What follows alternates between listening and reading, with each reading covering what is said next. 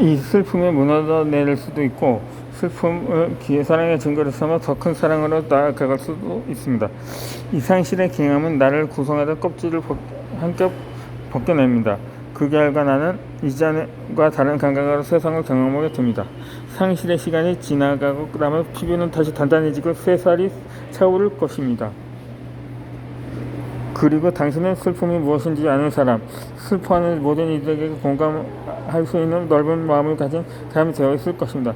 그리고 내 친구가 그랬던 당신 또한 다시 사랑을 나눌 용기를 낼 것입니다.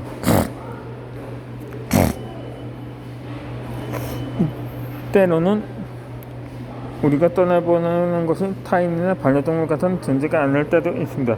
그것은 성공이나 면회 또는 젊음 같은 어떠한 상태일 수도 있습니다. 그 상태 역시 영원한 불만한 우리의 소유물이 아닙니다. 토크쇼 이 프로그램 유키즈 언더블럭에 나온 그룹 방탄소년단의 멤버인 슈가는 대한민국 국적 최고 가수 최초로 미국 3대 음악 시상식을 경험한 그의 똑똑히 성공을 두고 항상 그 이상의 성공은 오히려 부담으로 돌아왔고 하늘 난다기보다 자유낙하 같은 공포였다고 말했습니다. 언젠가 다가올 상실에 두려워하던 나 자신의 이야기를 한 뒤에 홀로 투어하기는 모두 함께 하는 청년기로는 더 이상 마지막스럽지 않다면서 불안에 대한 건강한 마음 상태를 잡수었습니다.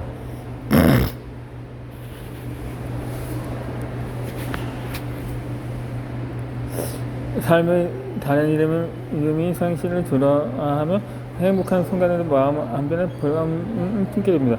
이런 상실자는 자유롭게 느끼기 쉽지 않아서 피하려고만 한다면 나폴로 보시죠.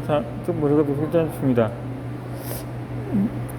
상실에 대한 만큼은 우리에게 누군가 또 무엇을 이기자 무엇을 하는 겁니다.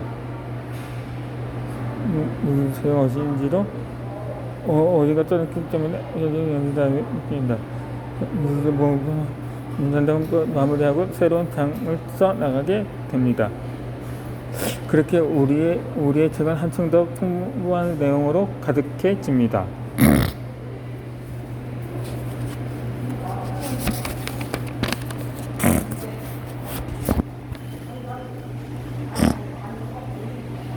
무엇을 바라는지 결정하는 주의가 있습니다. 인간은 평생토록 뇌를 10%밖에 사용하지 않는다는 속설이 널리 퍼진 적이 있었습니다. 아직 잠들어 있는 뇌의 무한한 잠재력을 발휘해 볼 수 있다는 기대 때문이었는지 우리가 뇌를 모두 사용하게 된다면 영화 루시처럼 초인적인 능력을 얻게 될 거라고 상상했을지도 모릅니다. 하지만 안타깝게도 이는 사실이 아닌 것으로 밝혀졌습니다. 뇌 신경학자들에 따르면 아주 단순한 행동을 할 때조차 뇌의 많은 뇌포문은 함께 작동했습니다. 우리는 뇌를 거의 100% 사용하고 있던 것입니다. 하지만 일상에서 우리 능력을 충분히 발휘하고 못하고 있는 것은 사실입니다. 주의를 집중해서 잠재력을 온전히 발휘하기에는 여러 회복권의 방해를 받기 때문입니다. 대표적인 회복권이 바로 불안입니다. 그것은 주의를 과소비하는 불안입니다. 우리의 뇌는 끊임없이 몸의 강압된 외부 환경에서 홍수처럼 쏟아지는 정보를 처리해야 합니다. 그러나 매 순간 처리할 수 있는 정보의 양에는 한계가 있기 때문에 뇌는 특별한 전략을 사용합니다. 정보의 우선순위를 판단해서 중요한 정보만 취하고 나머지는 잡음으로 여기고 무시하는 것입니다. 이러한 메커니즘을 주의라고 하는데 우리가 흔히 주의를 집중한다고 말할 때 그 주의입니다. 주의를 집중하는 데는 상당히 많은 정신적 에너지를 필요합니다. 그리고 불안은 이 주의 에너지를 소비합니다. 따라서 불안해하거나 토조할 때 시야가 좁아지는 느낌을 경험해봤을 것입니다. 지하철 안에서 갑자기 배가 꼬르륵 하고 참을 수 없으시는 것 같습니다. 열차가 다른 얼른 다음 정거장에 멈추기는 바라며 발 동동 거는 동안에는 아무것도 눈에 안 들어옵니다. 화장실을 하면서 화장실 표시를 전문적인 감각으로 찾아내는 우사인 벌칙처럼 뛰어서 대참사를 막았습니다. 그렇게 여유를 되찾고 화장실을 다시 걸어가는 길은 분명 왔다 갔던 길이라 처음 보는 풍경과 같습니다. 불안은 이처럼 우리 몸을 극복한 위협의 준비.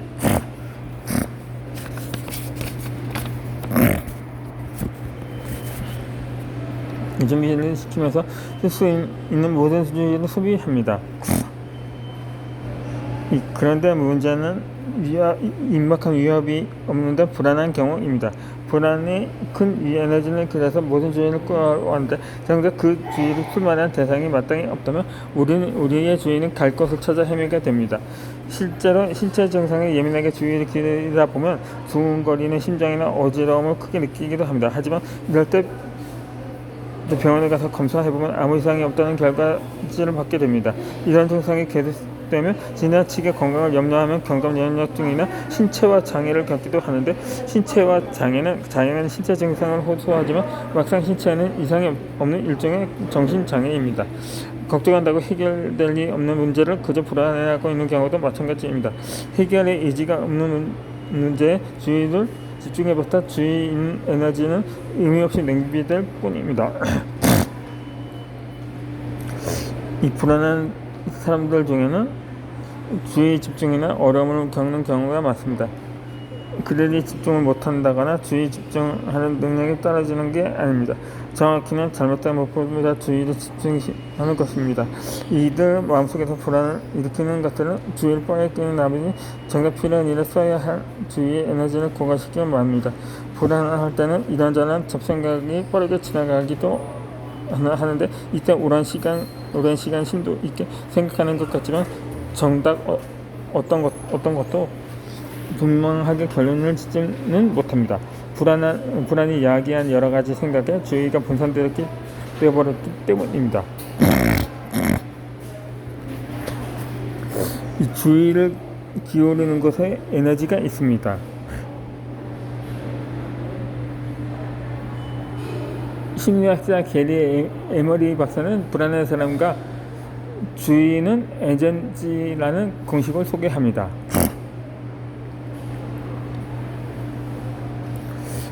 당신이 주의를 기울이는 것으로 에너지가 따라오게 되어 있다는 의미입니다. 예를 들어서 우리는 월요병에 우울해지는 일요일 저녁에 예능 프로그램에 낄낄거리다 보면 어느새 우울함을 잊고 물론 방송이 끝나면 다시 우울해지긴 하지만 다리가 부러져 병원에 있을 때에서 좋아하는 만화 생각을 정수행하다 보면 잠시나마 병실의 답답함이 있습니다. 누구나 겪어봤을 법한 일입니다. 나의 주의를 어디에 기울지 경험하는 것만으로 저는 다른 상황을 경험하게 됩니다. 주의 에너지에는 두 가지 방향성이 있습니다. 하나는 밖에서부터 들어오는 주의요, 다른 하나는 안에서부터 일어나는 주의입니다. 아무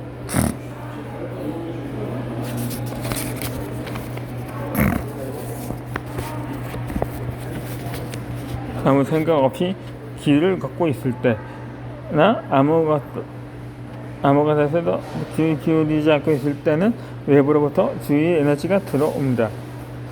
이 중 눈에 튀어나온 보도블록이나 자동차 경적 소리 등 눈이 띄는 외부 정보에 주의를 기울이게 되는 것입니다.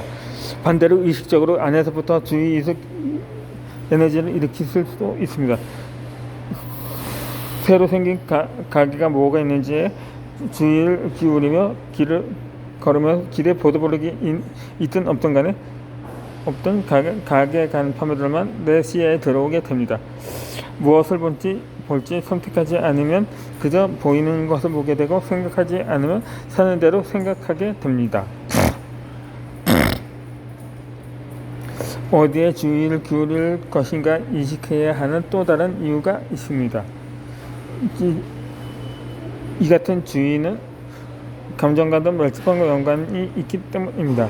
하버드 의과대학의 뇌과학 연구에 따르면 이 의식적으로 긍정적인 정보에 주의를 기울이는 연습을 하면 편도체를 진정시키고 불안을 낮출 수가 있습니다. 단지 긍정적인 것에 주의를 이전시키는 것만으로 불안한 감정을 잠재우고 긍정적인 감정과 에너지를 불어일으킬 수 있다는 것입니다.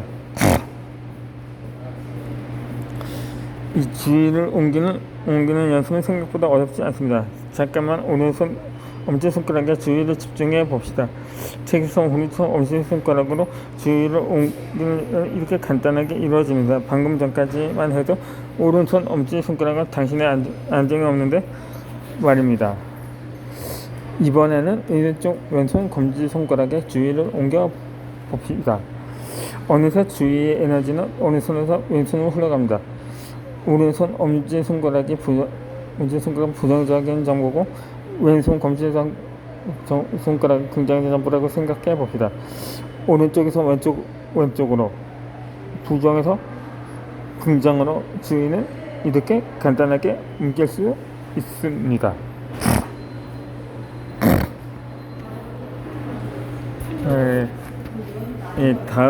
다음에는 세상을 바라보는 모니터들에 대해서 강의를 하고자 합니다.